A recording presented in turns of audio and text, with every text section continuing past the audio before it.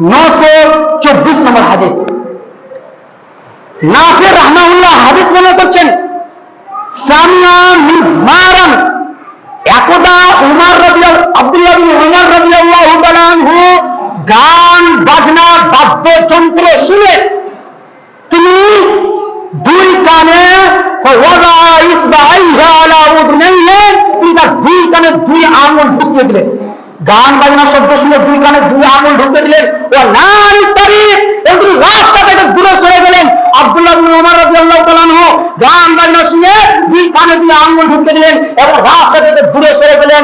এবং আব্দুল্লাহ বিন উমর রাদিয়াল্লাহু তাআলা আনহু নাফি রাহমাহুল্লাহ বলেন, হে নাফি, হাউ তাসমাউ শাইয়ান, তুমি কি গান বাজনা শুনতে পাচ্ছ? তুমি কি গান বাজনা বাদ্যযন্ত্র শব্দ পাচ্ছ? তো নাফি রাহমাহুল্লাহ বলেন, জি না, আমি গান বাজনা শব্দ পাচ্ছি না। তখন আব্দুল্লাহ বিন উমর রাদিয়াল্লাহু তাআলা আনহু ফাওয়াকা ইসবাইহি আলা উযুনাইহি মিন উযুনাইহি, তো নাফি আব্দুল্লাহ বিন উমর রাদিয়াল্লাহু তাআলা আনহু দুই কান থেকে দুই আঙুল বের করে নিলেন এবং বললেন, আমি রাসূল সাল্লাল্লাহু আলাইহি ওয়াসাল্লামের সাথে একদা ছিলাম, রাসূল সাল্লাল্লাহু আলাইহি ওয়াসাল্লাম এমনটি করেছিলেন, গান বাজনা শুনে দুই কানে দিয়ে আঙুল ঢুকিয়ে নিয়েছিলেন এবং বলেছিলেন, আব্দুল্লাহ বিন উমর, তুমি কি গান বাজনা শুনতে পাচ্ছ? তখন আমি বলেছিলাম, জি না আল্লাহর রাসূল, আমি গান বাজনা বাদ্যযন্ত্র শুনতে পাচ্ছি না। তো রাসূল সাল্লাল্লাহু আলাইহি ওয়াসাল্লাম দুই কানে দুই আঙুল বের করে নিলেন।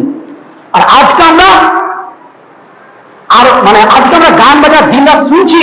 আল্লাহর রাসূলের অনুসরণ করে আব্দুল্লাহ বিন উমর একজন সাহাবী, তিনি দুই কানে দুই আঙুল ঢুকিয়ে দিলেন।